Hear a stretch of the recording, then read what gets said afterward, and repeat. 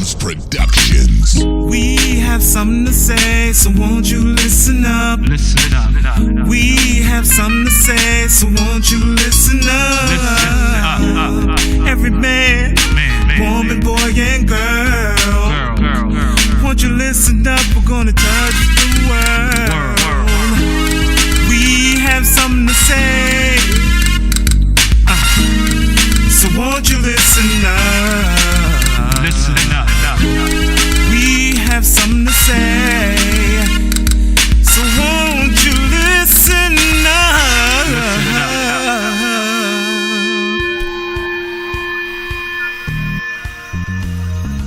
What's going on, my people? What's going on, my people?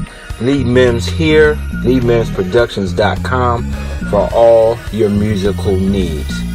Let's get right to the point. Today we want to discuss finding the balance. Now, what's ironic about what I'm going to say is I don't believe necessarily you have to find the balance.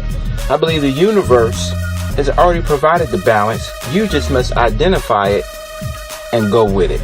What am I saying? Finding the balance. So let me just go ahead and share a quick story with you.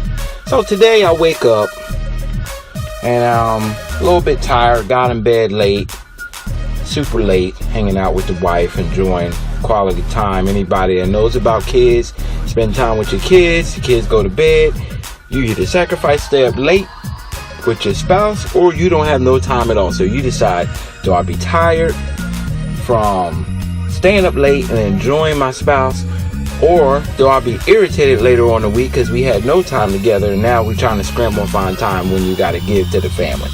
Kids, homework, pick up, drop off, whatever the case may be. Okay, so what I'm going to go ahead and say is I went to bed late, sacrificed being with the family, enjoyed myself, sacrificed being with the wife, and I woke up. Next thing I know, I look at the clock.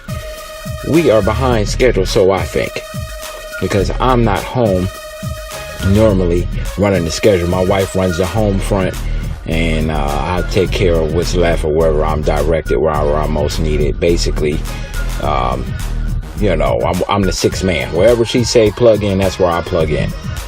So I wake up. She's moving extra slow to my notion, what I thought. And I said, you know what? My wife usually is up and moving around.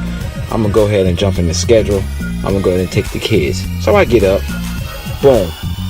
I went to go get on them and say, hey, what you guys doing? Blah, blah, blah, blah. Get on point. Let me make sure you got this squared up, hair done, lotion up. Make sure you got the right uniform. Make sure you got your books, your pens, your pencils, whatever else. And I smell coffee. Now, typically my wife makes the coffee. And if she doesn't make coffee, then I make the coffee. But usually, if neither one of us is making coffee, there's no coffee. I said, do I smell coffee? My oldest son said, yes, Dad, you smell coffee. I thought you and Mom needed coffee. Now, how would this boy know we needed coffee? And I'm just stepping out of the room for the morning. And he ain't seen me. He ain't heard me. He didn't know anything. That boy was in tune with his parents. Guess what? My wife turned around and drank coffee, and she don't normally drink coffee, and we were in awe of the coffee. But it doesn't stop there. So I get them and I start talking to them, and they're like, yo, Dad, we ready, blah, blah, blah, blah, ready to rock and roll. We heading out the door. They have the recycling bin and they have the garbage. What's funny about that is, just before I went to bed, I said, man, they didn't get to this trash. Don't worry about it. I'll just take care of it. If you're a parent, you already know it's easier sometimes just to grab whatever the kids didn't do rather than to start the morning off with fussing. And this is what you're supposed to be doing. You need to be responsible, X, Y, Z. So the old man, as I call him, which is my oldest son, he says, Dad, I got up and I saw it and I said, man, Dad didn't even fuss at us about it. Let me go ahead and square this up or take care of this so Dad doesn't have to bring it up. And I just looked at him and I'm like, that boy does hear us. What am I getting at? Rewind. I was already exhausted. My wife was tired. I had an appointment that I didn't really want to go to. Basically going to work on my day off and taking care of something I didn't really feel like doing. But that's part of the job. I'm headed to do what I have to do. And The boy was already on point and he is in tune. He did not know what I was feeling, per se. He did not know what his mom was feeling, per se. But he had already got on his A game. He took care of his chores, what he's supposed to do in the morning. He took care of extra stuff, getting me a coffee. What am I saying? Oftentimes, we are presented with a rough time, but there is also something in the midst that is going right that you can go ahead and be positive about. All the time, your circles do not coincide and work all wrong or all right. What is circles? I'm referring to family, kids as a whole, or separate, meaning mom, kids, dad, kids, everybody is a unit. Or even if you're not what we consider mom, dad, and kids under the same roof, maybe if you're separated, things is not going good with the person that you're separated from, the kid's parent, the other parent, and you're going well with the kids. So you may be going well with the kids, but you're not going well with the parent, the other parent. That's under the same roof or not. Or you having a problem at work, but you're having a good relationship with the other spouse. With your spouse. Or you're having a good relationship with the person who does not live under the roof, but co-parent. At some point, some things were going right and some things are going wrong, but it's up to you to point out what is going right so that you don't get in a negative downward spiral of nothing ever goes right for me. It is so easy to fall into what things aren't going right. So, again, I'm going to bring up something that the good word says. And most of the good word says, and this is whatever spiritual deity you believe in, or whatever you read about, whatever spiritual grounding you have few days on this planet, but most of them will be trouble. Everybody knows that. How many times you don't woke up and you plan for the day to go well, the alarm doesn't go off, the power goes out, you set the timer on the coffee maker, and all of a sudden somebody hit the light switch and the coffee maker is not on. Now you don't have your coffee. You're scrambling around looking for the pair of socks you had because you didn't prepare the night before. So you're looking for these perfect socks to go with this perfect uniform or this perfect outfit. It's no longer there. Now you running late. You running out to the car. You get to the car. You find out I don't have the paperwork I needed. I don't have the files. I didn't email the files I was supposed to have. I forgot a piece of my equipment for work. Or you get out and the tire's flat. I know the other day, actually no, I'm making a mistake. Today, I get up to make a 25-minute trip. Like I said, I had something I had to do that I didn't want to do today for the job. 25-minute trip. I come out with 45 minutes to make this trip. Why is there a detour?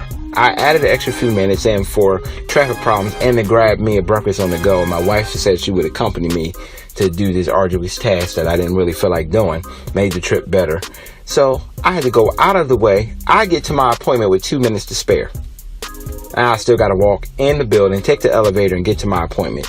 No, I was not late, but I was just inside on time. I like to be early. My motto is, and I was taught, early is on time and on time is late. That is another podcast, so that's called being prepared. Now, one would say I was prepared because I left with plenty of time. The detour popped up and I still was on time, but I like to be early even in the event of something going wrong. So some people may say you're obsessive compulsive. You made it, you were fine. Some people are like, you have A personality, B personality. And I'm definitely an A. And the job I'm in, the family I grew up in, man, early is on time. My dad will go ahead and leave you back. I remember one time he left me. I was grown and our church was in the city and we lived in the suburbs. And my mom says, hey, go and get your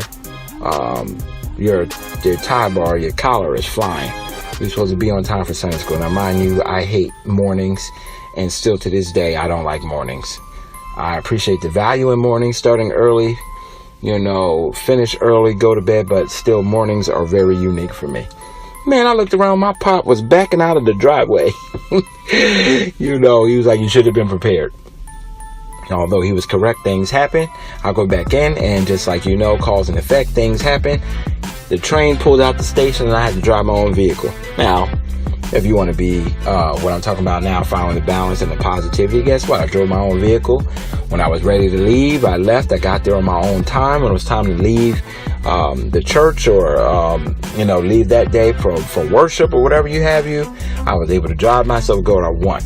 But the point was for me to ride with him, save gas, go ahead and chill out, let somebody else drive, and enjoy the family en route. But that wasn't to happen. Guess why? Because I wasn't prepared. But I found a balance even then as a younger person. I was probably like 18 or 19. Learned 2 valuable lessons. 1, if you ain't ready, you will get left. Be prepared. Always be prepared. Start early. And the other thing was, well, if you drive your own vehicle, you can leave and you can come and go as you please inside the parameters that are given to you. Again, finding the balance. I learned that early. Always find the positive. That's what I mean by finding the balance. The positive is already there. You just have to identify it. You can't get trapped into what you want, what you need, what I expect all the time. That is great to have all those, but what happens if your expectations aren't met? What happens if you plan to have a great day with your spouse and all of a sudden your spouse is annoyed about something that has nothing to do with you? What happens now? Does my day ruin? No, my day is not ruined. At best, I can say, well, I'm not feeling like my spouse is feeling. Let me be the crutch for them. My wife and I have a routine. When she's up, I'm down. When she's down, I'm up. But we try not to be in the same spot at the same time, which means down. Now, we both can be up, but we both cannot be down. It is an unwritten rule in my house. So when my wife's feeling some kind of way, I listen, I interject, and I find the positive. Sometimes it works. Sometimes it doesn't, but what happens is we both are not down. So somebody has to come up to the person that's not down anymore. If we both down, who is going to pull who up? You let me know what you think about that. Yeah, it's okay to waddle in self-pity. It's okay for me to be pissed off, me to be angry, me to be disappointed, but it should not last always. Trouble does not last always. That's every good word everywhere across. They say weeping may endure for a night, but joy cometh in the morning. How many times have you heard that? Find that balance. This is Lee Mims, LeeMimsProductions.com for all your musical needs and podcasting, past and present. Stay up, everybody.